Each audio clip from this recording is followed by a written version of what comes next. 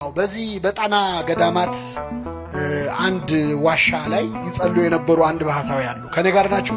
እግዚአብሔር ከሁላችን ጋር ይሁን። እና እኚህ ባህታዊ እንግዲህ ባህታዊ ማለት ለምሳሌ እዚህ ከኔ ጀርባ አበው መነኮሳት ታያላችሁ። መነኮሳት አሉ።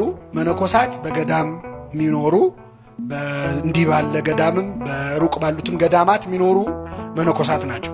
ባህታውያን ደግሞ ገዳምም አይገቡ፣ በስርዓተ ቤተክርስቲያን ገዳም የሚገቡ አይደለም። በበረሃ ነው የሚኖሩት፣ አይታወቁ። እና እውነተኛ ባህታዊና ሐሰተኛ ባህታዊ መለየ ከፈለጋችሁ እኔ ቆንጆ መለያ ነግሬያችሁ ሂዱ። ዛሬ ምን መሰላችሁ? አንድ ባህታዊ አንተ ካወቀው ባህታዊ አይደለም ማለት ነው። የሰማችሁ ነው? ካወቅነው እኛ ባህታዊ አይደለም። ለምን? ባህታውያን አይታወቁ። መነኮሳት እንኳን የሚያገኟቸው በራእይ ለምሳሌ አባ መቃርስ አግኝቶታል። አባ ጳውሊ አይቶ አናግሮት መጣና ምን አለ መሰላችሁ? መነኩሴ አይደለሁም፣ መነኩሴ ግን አይቻካለሁ አለ። መነኩሴ አይደለሁም፣ ምን አይቻካለሁ? መነኩሴ አለ። እና እውነተኛ ባህታውያን ዓለም ላይ ያሉ ስማቸው ማን እንደነበረ ጭምር ይረሳሉ። ዓለማዊ ስማቸው ይጠፋቸው።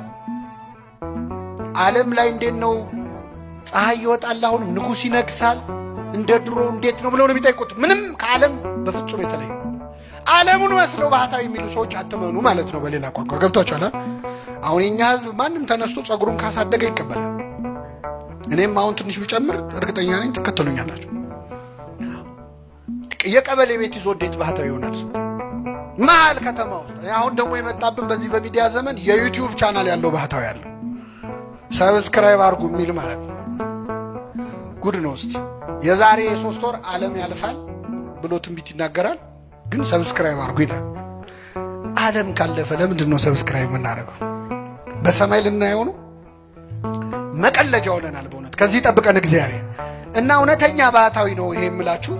በዋሻ ውስጥ ሆኖ ሲጸልይ አንድ አባት ይመጣሉ። እኛ አባት በጀልባ ተሳፍረው እስቲ እዚች ደሴት ላይ ትንሽ አረፍ ልበል ብለው አረፍ ሊሉ ሲገቡ ድምፅ ሰው ተከትለው ሲያዩ ሰውነቱ በፀጉር የተሸፈነ ሰው ይጸልያል እያልጎመጎመ። ቀረብ ሲሉ በጣም ያስፈራ ሰው ገረማቸው። ጸሎቱን ግን ሲሰሙ ደነገጡ። የሚጸልየው ምን ብሎ ነው? ጌታ ሆይ አትማረኝ፣ ምን አትበለኝ። ብሕትውናው ይገርማል፣ ምናኔው ይገርማል፣ ጸሎቱ ግን ያስደነግጣል። ከዛ ቀረብ ባሉትና እጅ ጸፍተው ቀሰቀሱት። መጣ፣ ተሳለመ መስቀል። ማነ? እንዴት እነዚህ ምን ትሰራለህ? እንደዚህ ነው። ስንት ዓመት ወዲህ? ይህን ያህል። ጥሩ ነው ያለ የያዝከው ነገር ግን የምትጸልየው ጸሎት በጣም ይከብዳል። ምን ነው አለ። አትማረኝ የሚል ጸሎት ኬት ነው ያመጣኸው? አይ አንድ መነኩሴ መተውን ያስተማሩኛል። አይ ሰይጣን የተጫወተባሉት። ሰይጣን መነኩሴ ነኝ ብሎ መጥቶ የውሸት ነገር አስተምሯል። እና ምን ብዬ ልጸልይ አለ። አባታችን ይበላል። አላውቅም አለ። ቅድስና እንጂ እውቀት የለውም። አላውቅም አለ። እውቀት ያስታበያል፣ ፍቅር ግን ያንጻል ይላል ቅዱስ ጳውሎስ። አይገረማቸው። ቁጭ አድርገው እኔ እናንተ የምናውቀውን አቡነ ዘበሰማያት ቁጭ አድርገው አስተማሩት። አባታችን ሆይ በሰማያት የምትኖር ስምህ ይቀደስ፣ መንግሥትህ ትምጣ። በደንብ አስጠኑት። ከዛ ሲችለው በል በቃ እኔ ልሄድ ነው ብለው ተሰናብተውት በጀልባ ተሳፍረው ሄዱ። ቆሞ ሸኛቸው፣ እጁን እያወዛወዘ በጣም ደስ ብሎት በፍቅር። አሁን አዲስ ጸሎት ተምሯል። ሊጸልይ ወደ ዋሻው ተመልሶ ጀመረ ጸሎቱን። አባታችን ሆይ በሰማያት የምትኖር ስምህ ይቀደስ ብሎ ጠፋበት። ቆይ ልመልሰው። በሰማያት የምትኖር ስምህ ይቀደስ ጠፋበት ቢለው ይሰራው ቢያል። አይ እኚህ ሰውዬ ሳይርቁኝ በፊት ልድረስባቸውና ይንገሩኝ ብሎ ሮጦ ሄዶ ጀልባውን አስቆመና ስምህ ይቀደስ ብሎ ቀጥሎ ምንድን ነው አላቸው። ሮጦ ሄዶ ነው ያልኳቸው። በምን ላይ ነው የሮጠው? አይሰማም። ሲያዩት ውሃ ላይ እየሄደ ነው። እሳቸው ምን ላይ ነው ያሉት?